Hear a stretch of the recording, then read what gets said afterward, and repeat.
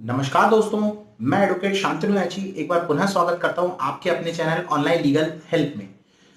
दोस्तों, divorce with mutual consent, आपसी सहमति से तलाक। जी हाँ दोस्तों, आज इस वीडियो के माध्यम से मैं आपको बताऊंगा आपसी सहमति से तलाक आप कैसे ले सकते हैं और किन कंडीशंस के किन एस्पेक्ट्स को आप जाके क्लियर करके ये तलाक की प्रक्रिया आप पूरी कर सकते हैं। दोस्तों, लाइक कमेंट सब्सक्राइब करिए। अभी तक सब्सक्राइब नहीं किया है तो बेल आइकन दबा दीजिए, घंटी दबा दीजिए और हमारे चैनल को सब्सक्राइब कर लीजिए। और ऊपर हमारा कांटेक्ट नंबर दिया हुआ है, आप हमसे कांटेक्ट कर सकते हैं। व्हाट्सएप नंबर है, नीचे डिस्क्रिप्शन में हमारे लिंक दिए हैं। आप किसी भी तरह की सलाह चाहते हैं, मशवरा करना चाहते हैं, किसी भी तरह की एडवाइस चाहते हैं तो आप हमसे कांटेक्ट कर सकते हैं। ना केवल इस वीडियो के लिए बल्कि किसी भी तरह के वीडियो के लिए आप हम पे डिटेल से डिस्कस करना चाहते हैं तो आप हमसे कनेक्ट कर सकते हैं। और दोस्तों, चलिए इस वीडियो की श्रृंखला को आगे बढ़ाते हुए हम बात करते हैं डाइवोर्स विथ म्यूचुअल कंसेंट। अगर आपसी सहमति से कोई पति पत्नी तलाक चाहते हैं तो क्या होगा। तो दोस्तों, मैं आपको यह बताना चाहता हूं, अगर कोई पति पत्नी म्यूचुअली आपस में समझौता, आपस में ये निर्णय ले लेते हैं कि अब हमको साथ में नहीं रहना है, हमको तलाक लेना है, तो वो लोग कोर्ट में एक एप्लीकेशन दायर करके अपने इस पॉइंट को, अपने इस निर्णय को कोर्ट के समक्ष रख सकते हैं और एक डिक्री डिवोर्स की ले सकते हैं। हालांकि दोस्तों, मैं आपको यह बताना चाहूंगा कि कोर्ट ऑटोमेटिकली जो मैरिज है उसको डिसॉल्व नहीं कर देता है। कोर्ट को ये संतुष्ट कराना पड़ता है कि हम किन कंडीशंस पे हम ये तलाक ले रहे हैं। और दोस्तों, उसमें एक स्पेशल पॉइंट जो ध्यान में रखने वाली बात ये होती है, कोर्ट को सबसे इंपॉर्टेंट पॉइंट आपको सेटिस्फाई करना पड़ता है, वो ये बताना पड़ता है कि पति और पत्नी आप दोनों जो तलाक ले रहे हैं म्यूचुअल कंसेंट से, आप लोग साथ में नहीं रह रहे थे लगभग साल भर से या 2 साल से, या अलग अलग केसेस में, अलग अलग सर्कमस्टांसेस में अलग अलग होता है।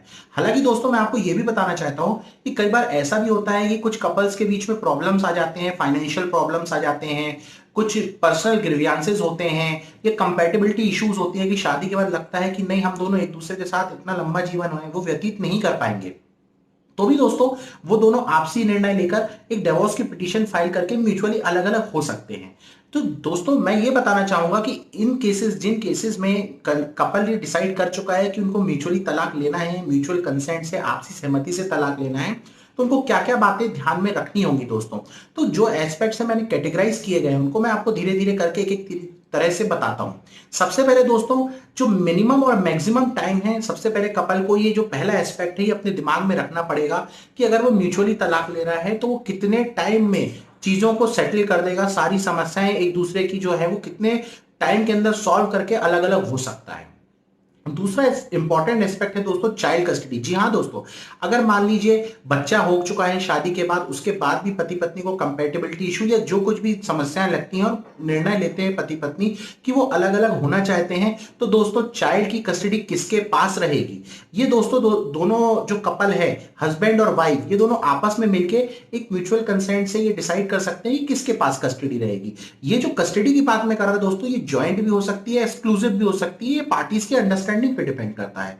अगर दोस्तों पति चाहता है कि मेरे पास बच्चा रहे, कुछ समय के लिए मां के पास जाए, या मां चाहती है बच्चा मेरे पास रहना चाहिए, कुछ समय के लिए पिता जाए, ये कोर्ट के समक्ष ये पॉइंट रख सकते हैं आप, और कोर्ट इस पे निर्णय भी दे सकता है और एक समय निर्धारित कर देता है। उसके बाद दोस्तों, अब प्रॉपर्टी का बंटवारा।